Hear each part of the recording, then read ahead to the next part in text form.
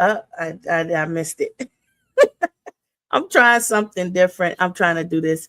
Okay, so this is the Erudition Network, and this show is the Adroit Living session of the Erudition Network. Today is December 10th, 2024. I'm trying to do this by myself, and I'm new. I'm new. And again, remember this camera thing. It makes me really nervous. So you got to overlook some stuff. I'm not 20 years deep into doing this. So, but I I have been sick, so I haven't been on, and I've been a little busy, really busy, doing some things. So bear with me, bear with me. So I just want to say I feel a bit overwhelmed because I've been really busy, a bit under the weather. Thanks for that, Eddie. I gotta say his name. Say his name. Oh no, and he'll appear. No, no. Anyway, this is the Adroit Living session of the Erudition Network. Social media broadcast. So it's social media broadcast. So you can find it anywhere on social media. Here, I like to volunteer my time as a psychologist to talk about mental health in a holistic way to help people right where they are. As a collective, you've made it. You've made the request. You've said, make it make sense, period. You've asked for help, and the challenge, boundaries, etc. in getting you that help has that's actually helpful has been abundantly challenging. But hopefully you binge watch my episodes, and watching them may help you. But yeah, you gotta binge watch them all. Gotta catch them all, Pokemon, right? Anyway, I'm not a professional actor, nor am I comfortable in front of a camera. I do not act. I'm a real person, and I have never accepted sponsors. So my content is authentic and trackable to facts and evidence. I try to remain unable to be sued for directly sharing information. So please take the advice seen per episode to seek out court cases and file numbers, etc., for yourself, so you can see and verify for yourself that these are legitimate claims. And with that being said, I just want to say, this is a show that's going to be relevant to the comment where someone said, we don't need DEI. But okay, so I don't know if a lot of people have been aware, but this is an interactive show, and you can comment and feel free to say something, whatever you want to say. I'll try to read the comments and answer any questions. So feel free to ask questions. One of the things that I've noticed about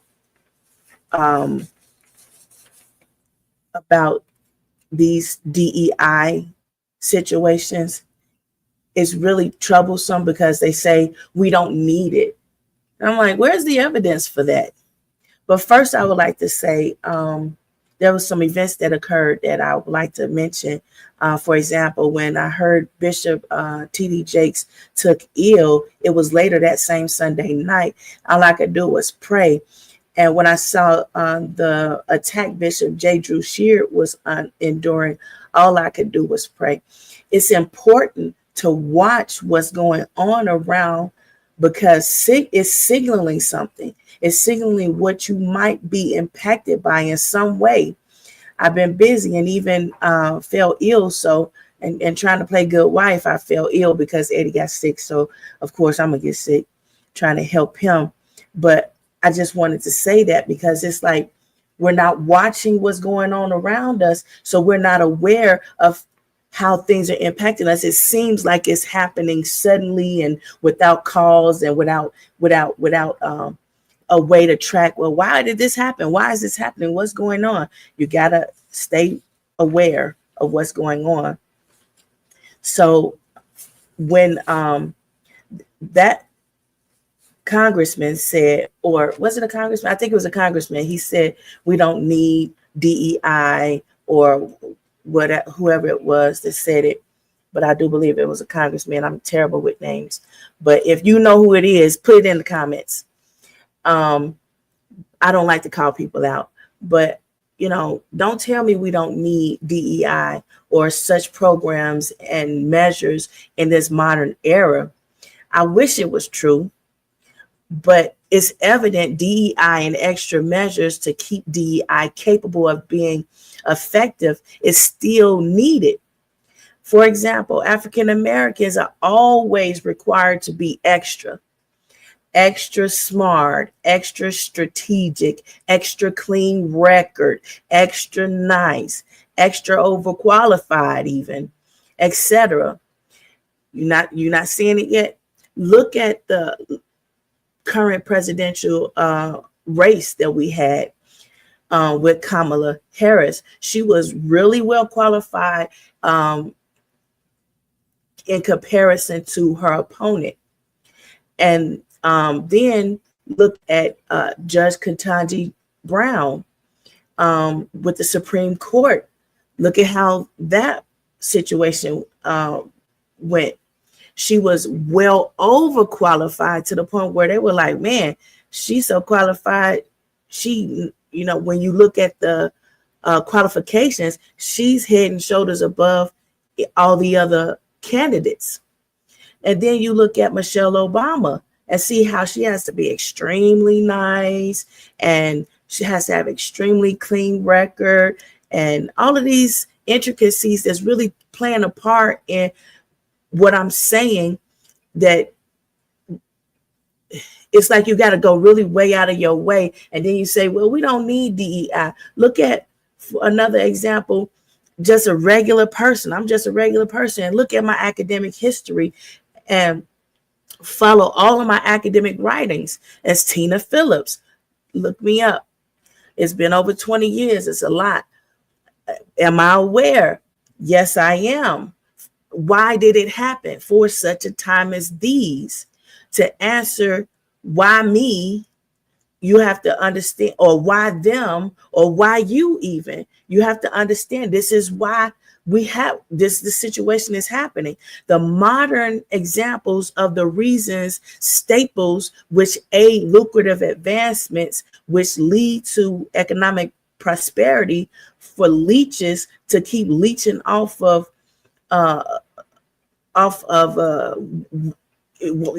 this system is a broken, notoriously broken system. It's like, why does it even still exist? Well, that's why. It's a lot of people that's eating on it. So stop and think about that last statement. How can the rich get rich if the 2025 perspectives prevents these staples within the infamous broken system to be, by falsely claiming we don't need DEI or organizations which ensure equal and fair treatment in this modern era? It's lies, and they're going to keep it because it's keeping the rich rich and keeping them richer. So we're going through these experiences, and they're trying to say, well, we don't need it because we're functional without it. That's a lie, because even with it, we still struggle in order for these equalities to remain. You have to try and go back and look at some of those episodes and read my book, Generational Wealth, Information Asymmetry, and Your Success. In there, I show you some examples, and I relate it in a really elementary way so that you can understand and break it down a lot better and understand how it's applicable to you. There's that's another one of my writings that you can access, but you have to actually pay for that one. It's available on Amazon and Lulu.com, and you can ask for it wherever books are sold. But I volunteer my information here on the Erudition Network on the social media platform.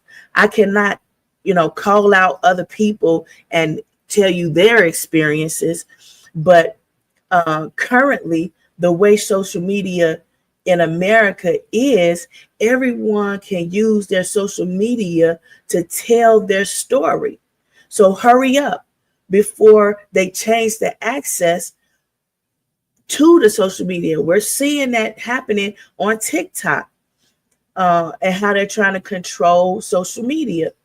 But thanks to these social media posts, research, especially unethical behavior and verification of real test subjects or real people with verified lived experiences, they're telling their stories, and it's without incentives for any contrived experimental purpose or purpose of reporting for researchers to go and report it. So this is vital, lucrative scales that's dictating finances and business ventures. So it is important for you to understand that these social media broadcasts are vital towards not just these small businesses. It's not just vital for on a small scale. It's vital for a larger purpose. It's recording, like live recording phenomena. Phenomena occurs, and social media permits science to keep up. So you don't have to keep asking, well, what are people doing? What do people like? And trying to, go through these long rigmaroles and ups and drastic drops in your finances in business ventures because you're unable to track what will and what won't work. So, but that's only because the way the American social media network is already set up. It's a phenomenon which is permitting a lot of positive, lucrative ventures. Hi, Matthew. Thank you for coming. Please feel free to ask questions. So, stop saying we don't need DEI, and stop thinking that DEI efforts and further restricting social media access is actually going to be helpful. It's actually insolvent, and it prevents business perspectives across genre from creating or further feeding the ability for gains which permit the rich to become egregiously rich. Binge watch my shows for scale. Read my literary works for scale. Do just a bit more on your own so you can trust the information. And what book is that? That's the Generational Wealth Information Asymmetry and Your Success. It's available on Amazon and lulu.com, and you can ask for it wherever books are sold. But you have to do a little bit of the fact finding on your own so you can trust what you found, understand what you found. Especially if you falsely believe facts don't faze you. If these historical truths, which are applicable in these modern times, are believed to not affect you because you're untouchable, quote unquote, or quote unquote, it's your turn to be an authoritarian, then you are not watching the mainstream news, seeing such decision makers lose their life or have assassination attempts for these very tactics and false beliefs in their authoritarian leadership reign. I'm not just talking sense for dollars. I'm talking sense lives are on the line. Not just those intended targets of poor, middle, and DEI having culture, but all lives, even those living in bunkers. Mental breaks, insanity, and sane behavior, which obligated people to follow the rules, quote unquote rules, despite themselves and at their own detriment, is happening right now. No one knows when it's going to show up or how. So people thought, oh, I'm too old, or I'm not going to be around when people really start to show the signs of these problems. That's not true. That's not true. you hear now, it's happening now. These mental breaks are happening now, and these problems are yours. No one knows when it's going to happen. No one knows who's going to do what when they have these mental episodes. But we keep seeing the damage done to people's mental well-being is showing up and ending lives. Not just innocent lives in schools, and not just people, bystanders in workplaces, but authoritarians like judges, CEOs, presidential candidates. I'm not trying to point out anybody in particular. I'm just speaking in general.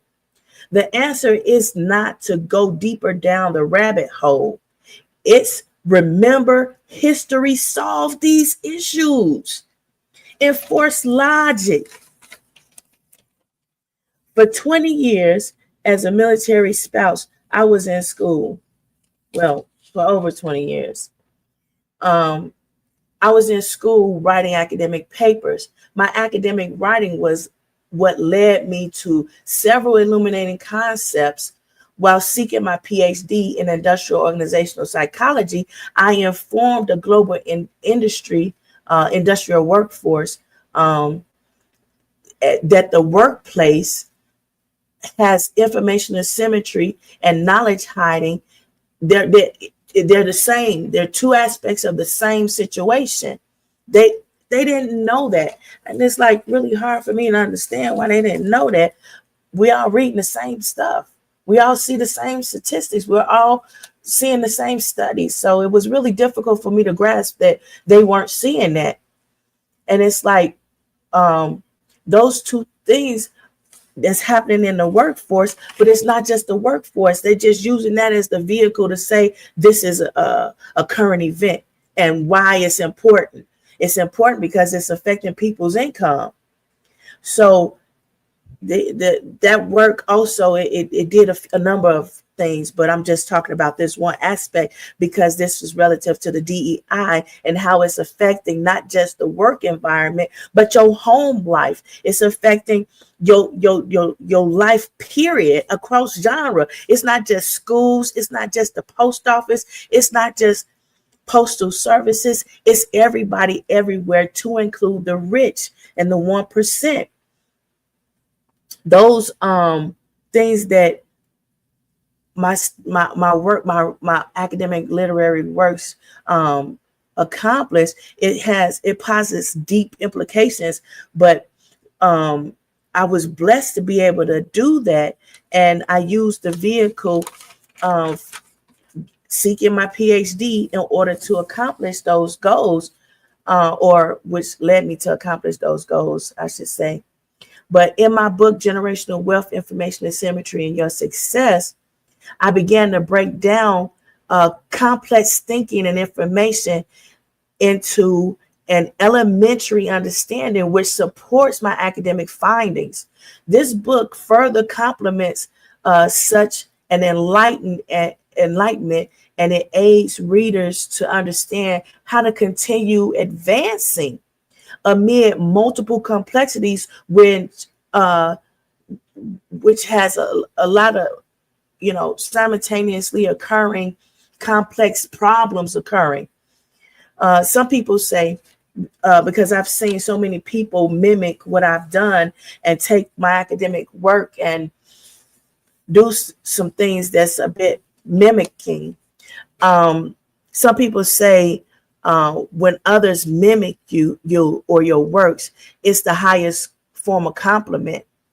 But when mimicry confounds the masses, where's the compliment in that?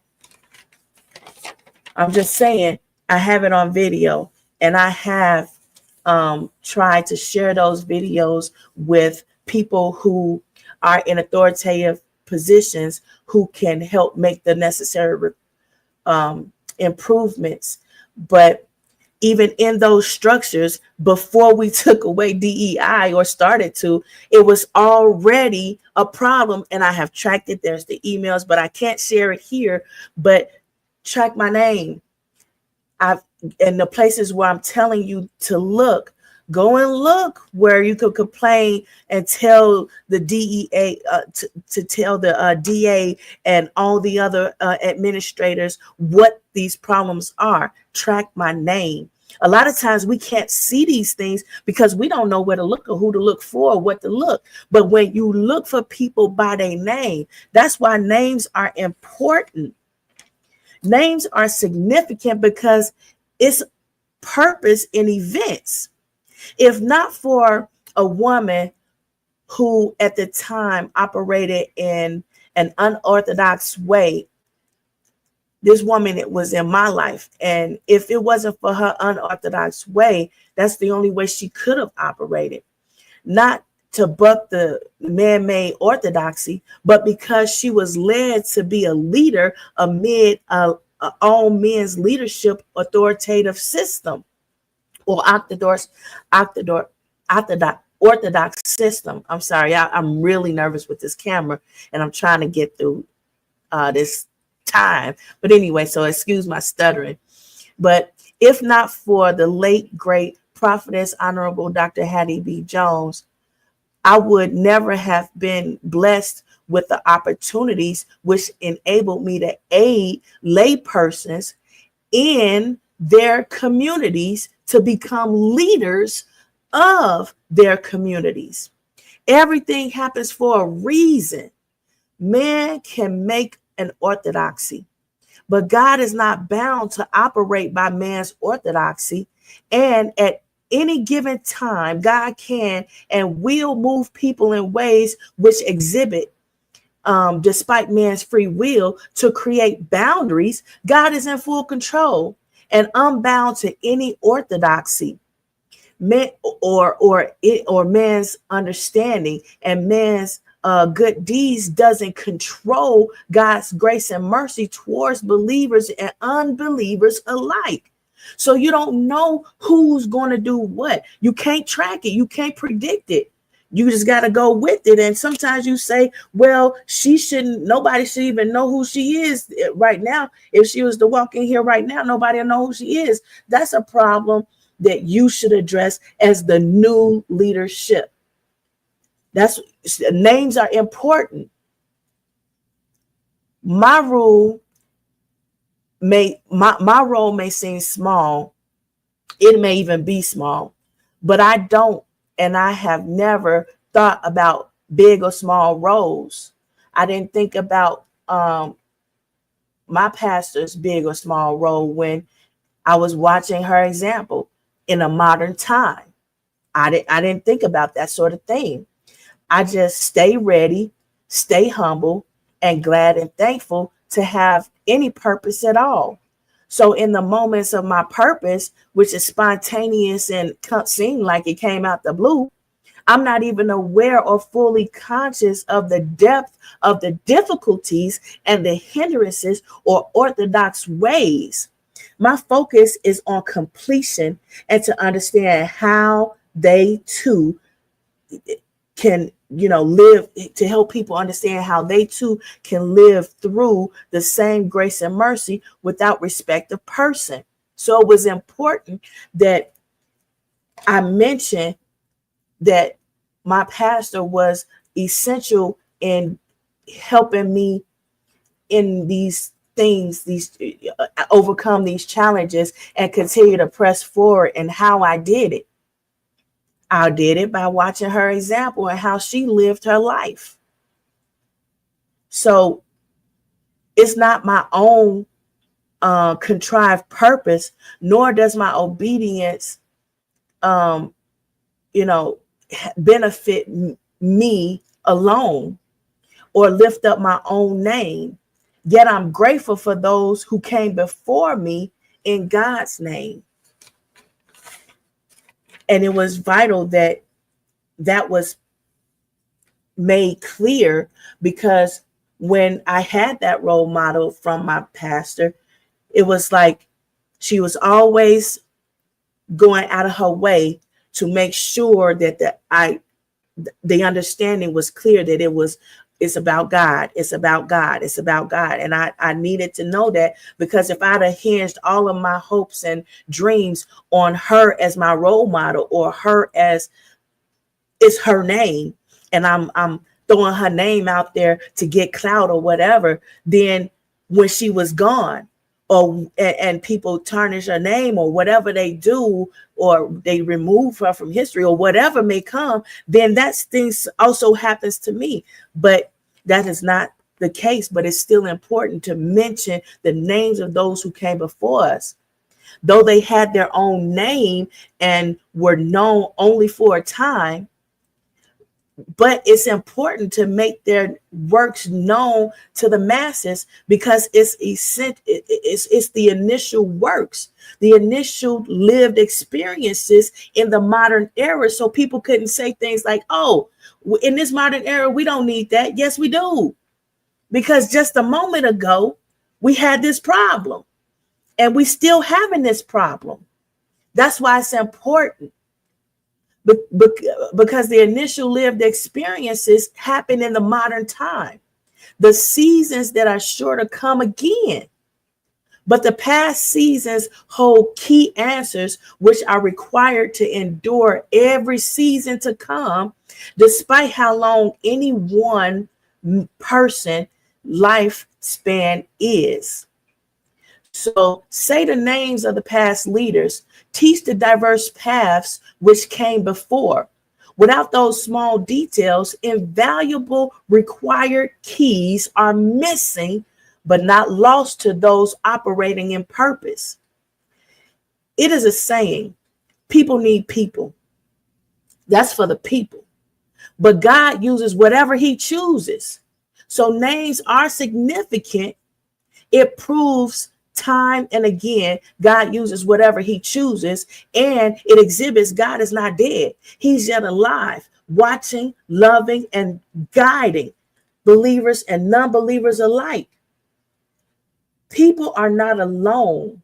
They're not hopeless. They're not hapless or loveless, despite our ways or orthodox or unorthodox learning, or leaning towards our own understanding, or learning better, because we're learning better by and by. Stop letting man orthodoxy, which creates easier ways for people to communicate and understand one another, be a limitation, which hinders people's ability to operate the way God intends people to get along, or cause people to move outside of love. No need for jealousy. The same grace belongs to all. The orthodoxy, the titles, the guidelines, etc., the transmissions of communications, it is not a limitation. Your titles, your identifiers, female, male, whatever. It's not a limitation. It's a starting point. It's an option, but it's not the bottom line, which makes or breaks things. Now, for my topic, let me see. I got notes spread all around, trying to keep everything together. I guess that's just not going to work out. But let me see if I can find it. I know I was going, but okay, I don't know. Oh man, that was okay. So the topic, equal playing field. That's what I've been talking about. But I'm giving these examples, and I'm showing you where you can read it, where you can find it, real succinct in a small book. And that book shows you other places where you can get it for free, and stuff that you pay, worth the read. Thank you, Eddie. People gotta read. You gotta read it. No need to be nervous. We hear you. Ooh, this clock I'm seeing. I don't know if I can get it all done at the same time, but thank you. I am nervous all the time. What do you like and hate about social media? Do you think that? Well, I just named a few things I like about it. I like the fact that it's allowing us as researchers to have the ability to reach subjects or what we call test subjects in a new way. We don't have to pull the information out of them. They're volunteering the information. They telling us already. So it makes our research a lot easier. It makes the fact that, oh, somebody don't know if this is a viable study for me to further dive into to see how it impacts us financially as an organization. So here's social media. They're saying it right here. How does this impact me? Well, let me show you how it impacts you as an industrial organizational psychologist. Let's get this board meeting going where we have CEOs, we have board members that's making decisions. We have stockholders, shareholders, investors. We have these people, and we get together and we say, this is why, and this is how, and this is the way forward. So we can use those social media people with real lives that you've never seen before, probably won't never see again. And you can track that person to not being an actor and see that these are their lived experiences, not some paid actor or someone who's paid to say these things. That's why I like it. What I don't like about it is you have people who are phony, liars. But one thing about the internet, you can track it. You can track it. Now, back to equal playing field. What's fair? Fair is it differs pending people's perspective and pending the era. Ethical. What's ethical? Well, that kind of keeps changing too. But one of the things I really like about social media is how social media is allowing a whole lot of unethical research to take place without putting people in jeopardy, because they're telling their lived experiences. And it's unethical for us as researchers to put you in these positions just so we could get the research, just so we could do these statistics. So it is vital. It's feeding the rich. That's how it's feeding the rich. It's feeding these shareholders and stockholders. It's feeding you. And that's why you can't get rid of it. Because if you do, you're going to short your money and you won't know how. The money will just stop. It's a great recession we're in, but you're not feeling it the way you're going to feel it if you continue on the route you're trying to go down. They said it a while back, I think a little bit before the pandemic. They said we're in a recession. That was during Trump's era. Everybody kept saying it's a recession. People kept saying, don't say that, don't say that. We are in a recession, and you will feel it the way you're going to feel it if you keep going down that same hole, that rabbit hole, because the things that were happening in the dark, the things that were happening in the closet behind closed doors, social media has opened the door that now we can see. We're not necessarily solely relying upon mainstream media to tell us what we see and what we believe. We're seeing it because people have cameras and they have social media and they're able to broadcast it and show you. And you can't hide it as of right now. So hurry up, people. Go out there and tell your story. Use your social media networks and tell the bad stuff that's happening. Talk about your lived experience and don't think about it like, oh, well, now I won't never get XYZ. Think about who you're helping. Think about the fact that you're getting this off your chest. Think about the fact that if you keep it bottled up, you're going to snap. And that's avoidable. That's one of the things I love about social media. It's individually therapeutic in a way that we've not seen before social media and before the rise of the internet. But anyway, it's these ideas and ideologies and methodologies to obtain these concepts. They're fleeting, and it changes ideological it changes the ideology, the thoughts concept, the train of thought. When we say things like, oh, we don't need it when we do need it. When we say things like, oh, it's not really working for us when it is working for us. And we covet how it's working for us and how it's causing us to prosper and how it is causing us to make these connections and validate these particular adventures and business ventures. It's important. I know I'm just one person, so you got to share these episodes. You got to like, subscribe, share, and even if you take this information and you do your own podcast and you don't mention me at all, make sure you're doing it in the right way and with the content and context. Get the book, read the material, follow the logic. Don't just go out there doing anything. I'm just saying, because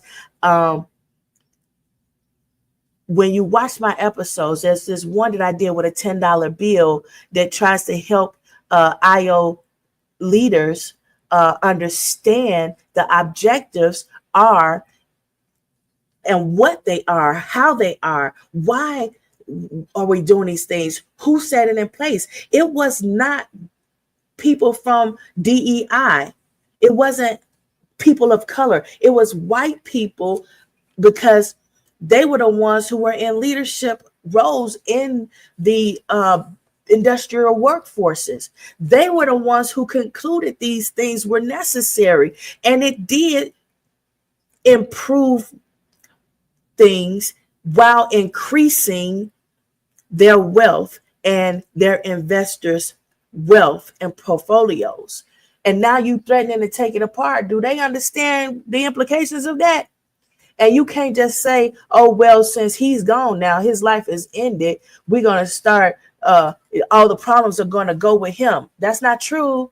That was just the face of the problem. That was just a representative of the problem, because it takes a whole board and a whole bunch of other people and backers to say, yes, do that. Go ahead, do that. That's why in previous episodes, I'm telling you, you can't just wipe your behind with a bit of tissue. You got to clean it. You got to dig deep into that colon and clean it out. Some people said they talk about it like it's the sewer and the gutters and the swamps, but we've used those analogies and people still don't understand. You understand cleaning your behind though, don't you? So this is what I'm trying to tell you. You can't just wipe the surface and think it's clean. You got to dig a little bit deeper and understand that this came from somewhere. And until we get it working and functioning the way it should, it's going to stink. It's going to be a problem. It's like a wet shard. You know, you pass some gas and it's a shard and you don't realize it. You don't realize that odor is lingering, not because, you know, you just did it, but because it's a shard. You got to get deeper. And the lack of understanding equality in these matters is saying, well, we don't have to do that because that's a you problem. No, it's an everybody problem. And the lack of understanding that is costing jobs. It's costing people more than just their jobs and livelihood of the intended targets. Read my book. I say it in there. I can't always just say it out. You got to read it because it's a build up to help you understand some things. So it's not seeming as if it's a bias. It's showing you facts and relating it to history and showing you how it's applicable to you right now, today. Right now, people have to stay close as a family. You have to stop, kicking people out your house because they grown or they older now and they want to be on their own and have a later curfew.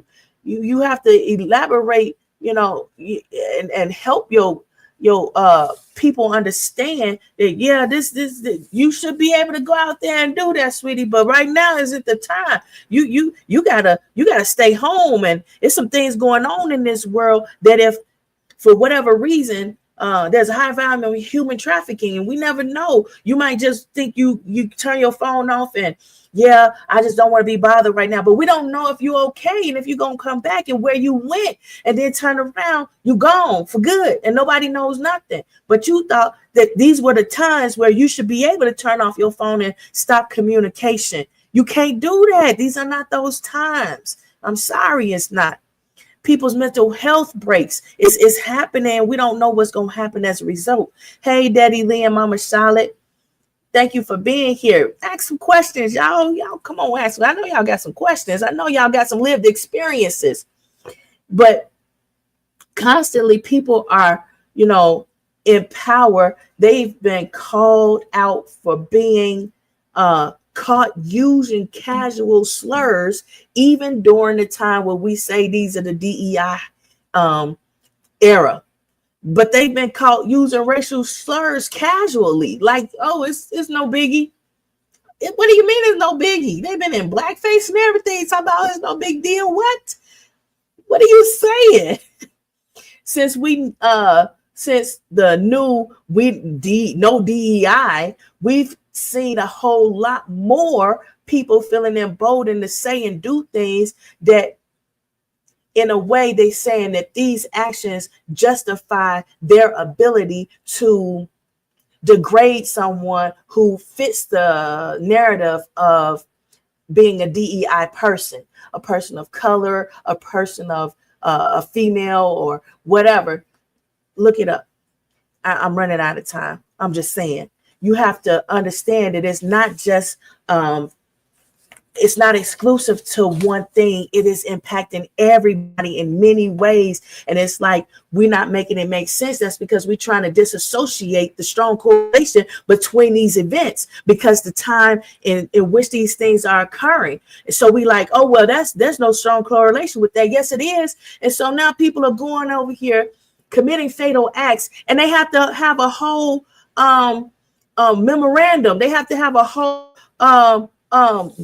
work of literary work where you have to go back and read what they wrote to say why they did what they did. They writing it on bullets now. I mean, come on, stop challenging people to do these things, and you still act like you don't understand associations and cause and effect. We don't want to see that anymore. Oftentimes, business organizations don't understand where companies' liabilities lie. This situation that happened, now I wrote this a while back. I just didn't get a chance to come on and write it and do the episode, and I feel terrible about that, because sometimes I feel like, sometimes if we say something, it might save a life. And I feel bad that CEO of the healthcare lost his life. So I'm not saying that I feel like I'm responsible for it or anything, but I feel like if we put things into the atmosphere, it kind of helps and changes things. It alleviates some pressure. It helps some people to change and make better decisions. So that person who out there and they on their last string, it might be something that could turn them around before they make those fatal decisions. I'm just saying, I don't know. People got to try a little bit harder to stop trying to disassociate these things and act like it's no relevance to a prior act because the time lapse in between, and because, oh, well, that person is no longer in leadership who made that decision that angered someone or was the last straw in that person's mental well-being. Nope. That's not helping. You lying to the people, and that's not going to cause them to turn things for the good. I'm just saying. For example, we see in the current events, we are seeing a 3-to-1 income to rent ratio is causing a lot of people to lack housing and housing options. Do you think that this just came out of the blue? No. It did not just come out of the blue. These things are happening, and it's events. It's like dominoes, and these dominoes have names on it, and these effects. These things are happening as a result of these other things. Stop acting like there's no association or strong correlation. I'm just saying that it's also causing a situation with marriages. You are you getting married? Oh, well, just get hitched. It's more affordable. I'm just saying, maybe. Are you shacking? Well, better get married instead, because you want security in a relationship at the very least, because housing options are not secure. Well, I'm just joking around a little bit and using these examples that affect everybody in these current events, because we need to understand how it's associating with the rest of our life. Because these you got to be cautious with all of these things, because how it's affecting the rest of your life. It's a link to all of these things.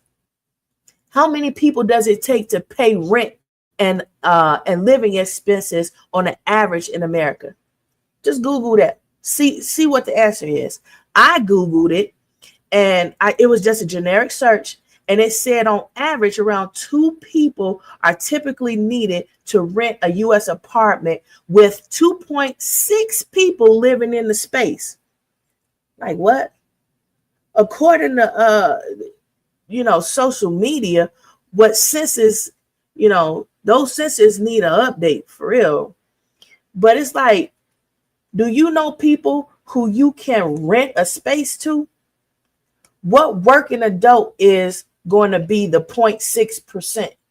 I'm just saying, these things don't add up. We want some real facts, some real numbers, some real information that we could cling to and know people who are living the experience.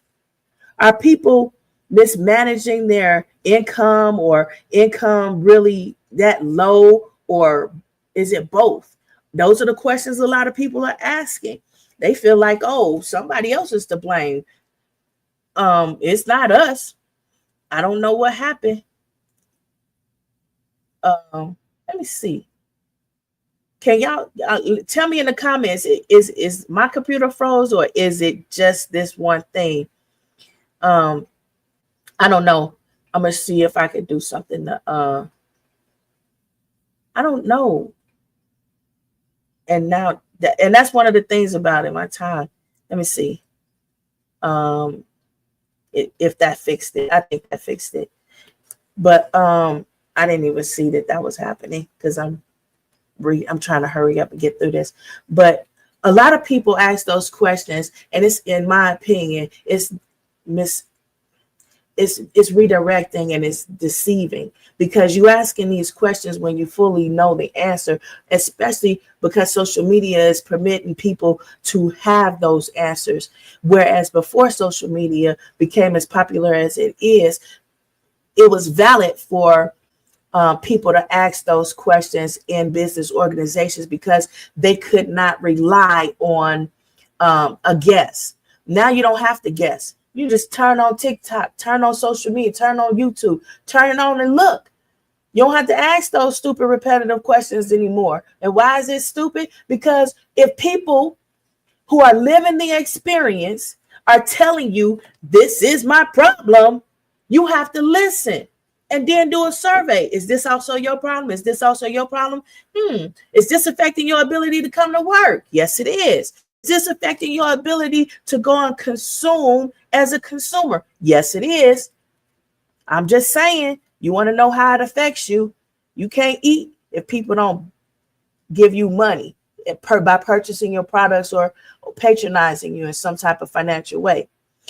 Are you planning a vacation or saving for a failing economy and possibly a possibility of loss of your home and job? No, you're probably not. But in the what we're seeing, people are living these experiences, and because they're not making these correlations, they're not ready for these domino effects, if you will. You're not ready. Oh, thank you. I appreciate you telling me the camera froze. It's a good thing you can still hear what I'm saying. Thank you. He's my husband. He has to say those things. But anyway, if the tariffs that Trump is talking about, and a lot of people are mentioning, if it only if the tariffs only eat into the profits traders are making and will prohibit consumers from price hikes, I'm unbothered by tariffs. But that's not the reality. I'm just saying, go look up the word tariffs. I'm just saying. But it's not to say that we can't create a new path. I'm just saying, maybe, I don't know. Some organizations are profiting far more than 100% on goods that they're providing. 30 to 40 years ago, profiting over 100% was unthinkable. Profiting 1,000% or more has since been realized. So if there's a way to get those things back into a realistic perspective across the board for consumers, stakeholders, importers, exporters, trade control across the board, then maybe we can gain stability in all markets like housing, employment, academic, academia, and living wages, and affordable good,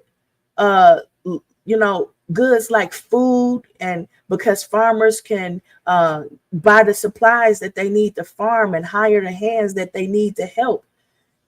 We are acting like there's no correlation to these things, but it is an equal opportunity. It is in that as well, because it's like, well, we don't need an equal opportunity for that farmer over there because that farmer fits the DEI. Who you don't, black people don't farm. Yes, they do. Oh my goodness. Anyway, the original farmers, y'all don't want to track it. Y'all don't want to track stuff, and you don't want to read a long drawn out dissertation.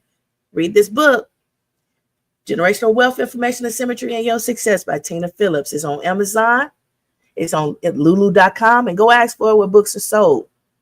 It's not a long reading. It's not a lot. It's going to touch on a whole bunch just in a little bit of time. Just read it.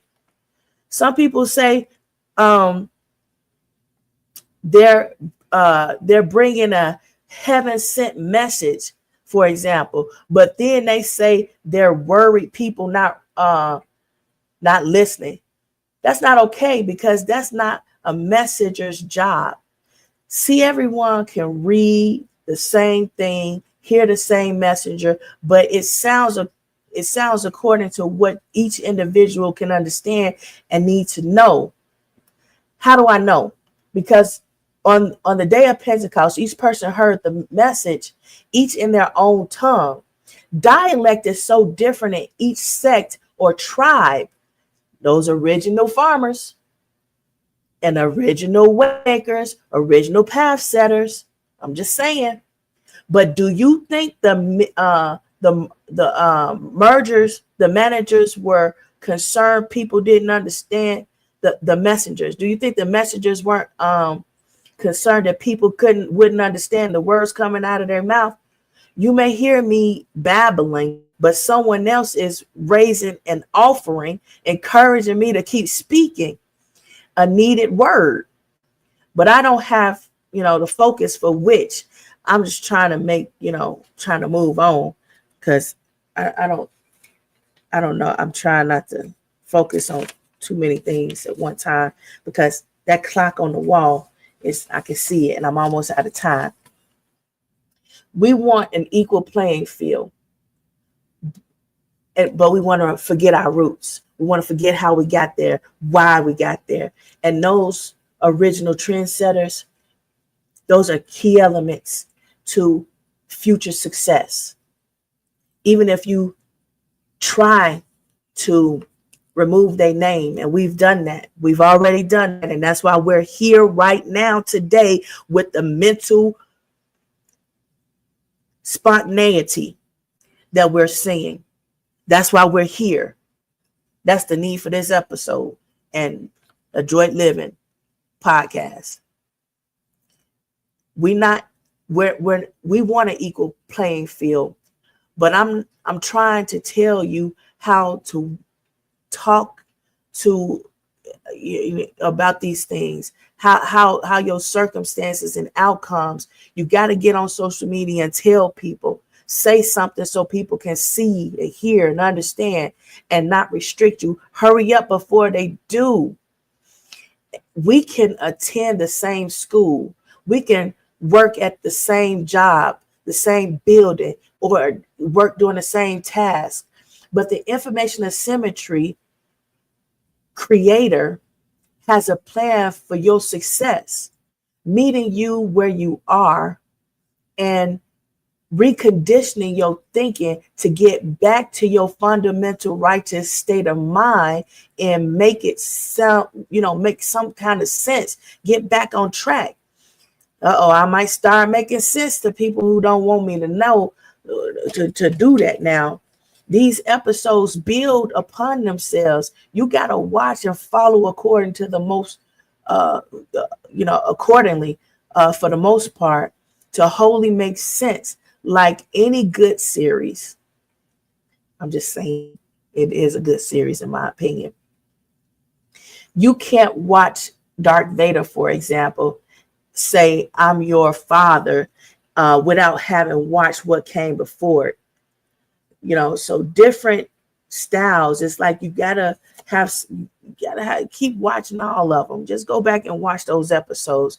I said a lot of these seemingly different things because the way all the information and the decisions lead to equal playing fields, and justifying why and showing the intricacies without going too deep. Because like I said, I'm nervous and I'll be watching the clock and I'm out of time. But that's why I encourage you to go read what I wrote, read some of the stuff and track the time. Look at the era. Look at the time I wrote the things that I wrote, and look at the era of the events, the things that were happening, and what took place after that. Look at some stuff that you wrote. Look at some stuff that you did. Look at some of the social media things that you put out there. And you said, well, this is a problem, and this is how it's a problem, and this is why it's a problem. And I think if they were to do this, this could solve the problem. Think about that. Think about how that's helping to change some things, helping to improve some things, helping to bring about desired outcomes, whether it's wealth, whether it's opportunities, whether it's peace, whatever it is. I'm just saying, do you have a plan in place to survive a long illness, long wait times to find work, or large unexpected expenses? Is rent control or income-based housing good enough to help everyone with living expenses? Not currently. Are jobs really available and paying enough for living expenses? Because they tell you, hey, it's jobs out here. You just got to go get one. Is it viable? Is it realistic? They want you to work 40 hours a week, $7.25 an hour, and you're an adult with bills. And they not changed. They not lowering how much it costs for water. They not lowering the cost of how much it costs for electricity. They're not lowering the cost of how much it costs to get food because you making $7.25 an hour as an adult. I'm just saying, your rent. I'm just saying. Have you ever been told a job pays more money than they actually pay? Is wanting a livable wage the same as needing a livable wage? There you go. I'm just saying. Say what you need and why you need it. I need a job that pays $120,000 a year before taxes, so I can have the ability to pay my mortgage, pay my car note, pay my electric bill, pay my water, pay my gas, pay and consume products from farmers who got this food out here, but the price of them that they're selling it for has to compensate them for their effort and their time and the machines that they use and brought to manifest these goods. I need to do that. I need $120,000 a year. You don't trust me? Go to the map. Go to the map. How much does it cost? What is the livable wage? How much does it cost? It varies per state. And you know how they break the states up into districts and stuff. I'm just saying it's important. Those are important intricacies because those are the same facts and factors of fact which causes your truth to be false or honest or accurate. Correct or incorrect. It's not false because it's your situation, your particular situation. So your particular situation, but on a larger scale, people in your situation, how much money does it realistically take in order for you to be able to live check to check? This is not comfortable living because you still can't afford a whole lot of other things, because $120,000 for one person is only going to do so much. I'm just saying, it's really unfortunate, especially because that the way the bills are set up. I'm just saying, if you have medical bills, yeah, what about those? If you have student debt, if you have children, if you have elders, if you have a car, gas, come on now. We're patronizing oil barons, but we don't have no money to do that, because we can't do that making $7.25 an hour. I'm just saying, bills that are constant and livable situations. Like, this is what it takes for me to live. I didn't set these rules. I didn't make them. I can't change them. And there's nothing I can do to make it better. You just have to make more livable wages. And livable wages are not just a desire. It's a must have, or we cannot be employed at the job. So if you're not giving me a livable wage, I can't work at your job. So don't tell me that there's a job available, because it's not available, because I can't work there. I can't spend my 40 hours a week working $7.25 an hour. I'm tiring myself out, and I still can't pay the bills. I still got to live in my car. And then I still can't really do that, because them Blue Eddies is expensive. And that's a good one to help you to source all your energy, so you can plug in your cell phone, toothbrush, and water, and all of that sort of thing, so you can go back and be at that job and make those people who you working for all this money, so they can not pay you. I'm just saying, that's what we're saying. We can't. How much do you think people should be expected to pay for utilities? Paying the electric bill, water bill, etc., is a lot. We should have. Should there be a cap on how much you can be charged for utilities? We should have people going on social media sharing how much is your water bill, how much is your light bill. They did the way they did the study in order to determine and set the mark for it. It hasn't been changed in years. And even when it was done on the basis of somebody who ain't there most of the day for most of the 24-hour period that they're tracking it. I'm just saying, it's not realistic. Go look. Are people lying and crying broke, and they really have money, and they really misappropriating their funds? But it's just, or they have money, and and it's just not enough to enjoy life and relax. Maybe it's a little bit of both. People are drowning in woes. Can you swim?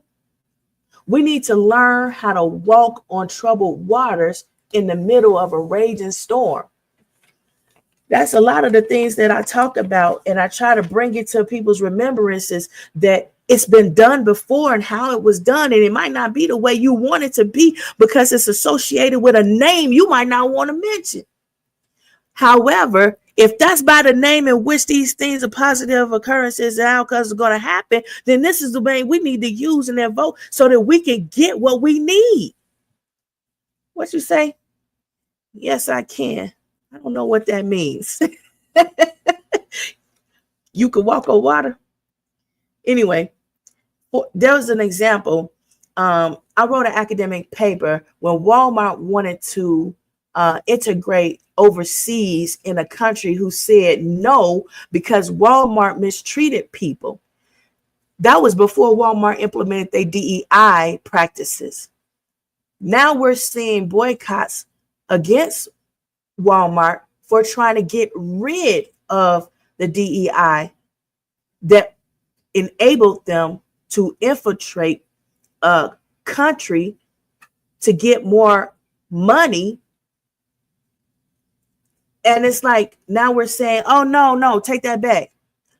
Everything happens for a reason. I was a student at the University of Phoenix at the time. Go back, watch it. Read it.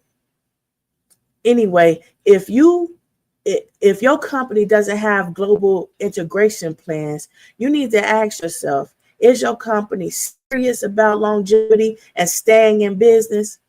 Many years ago, I was tasked to write an academic paper which addressed Walmart, and now it's odd that we're coming and seeing it again. But Walmart was the last American business that everybody really watches closely, who encountered these things, these events, which are historical and have deeper implications than what I have time for today. But oh yes, you can read. Okay.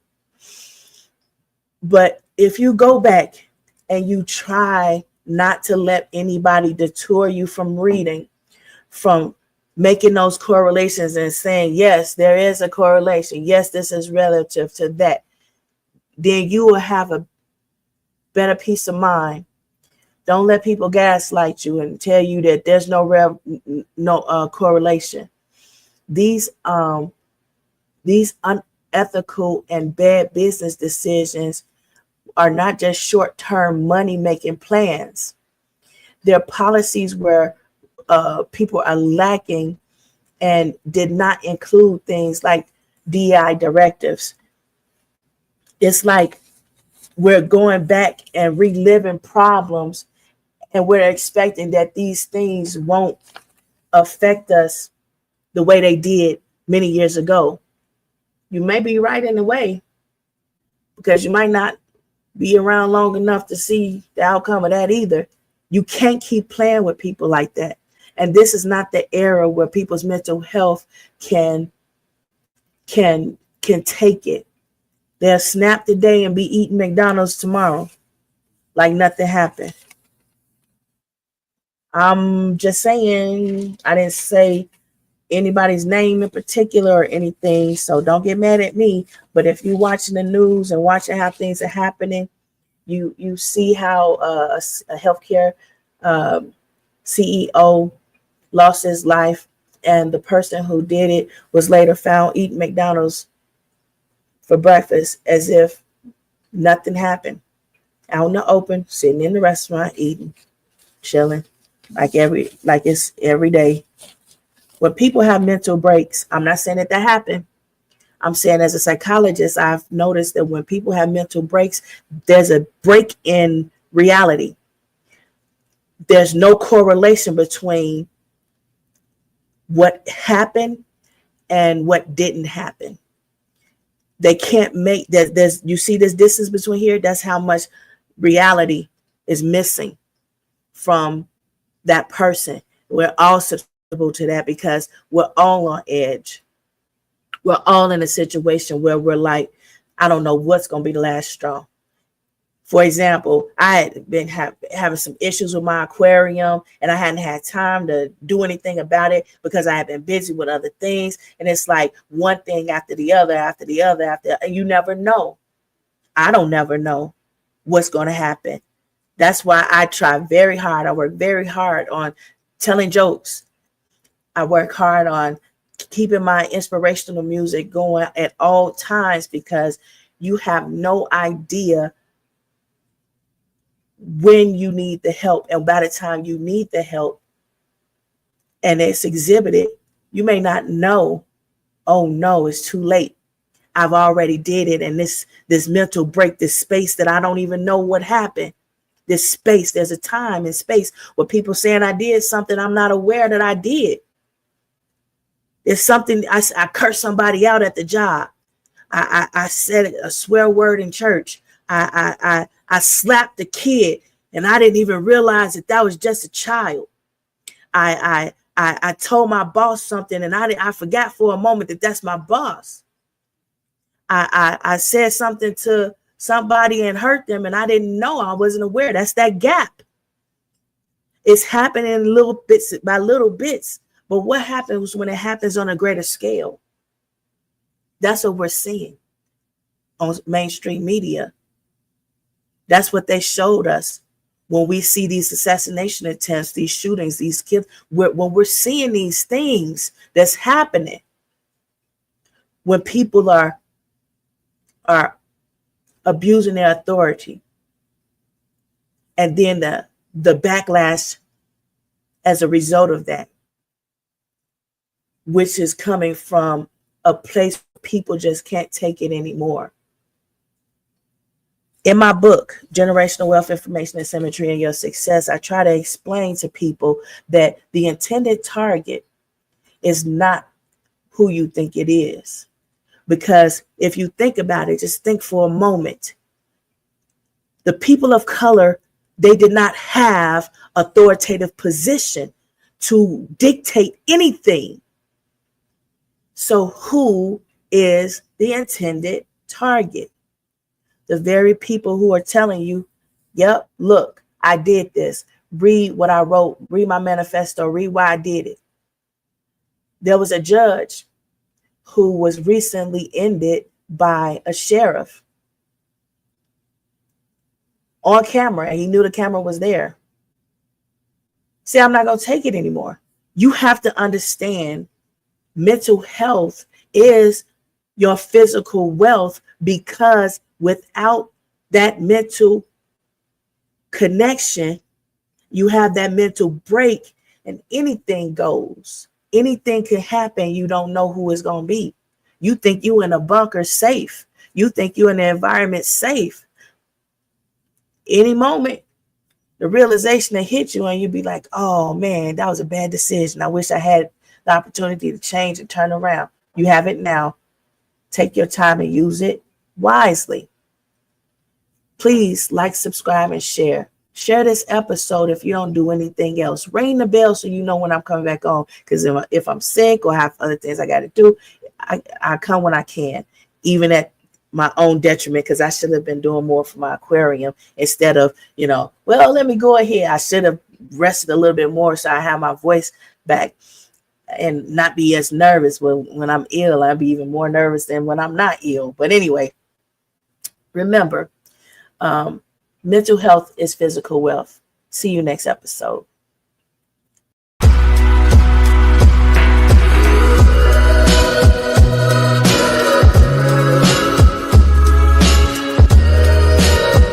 Mental health is physical wealth.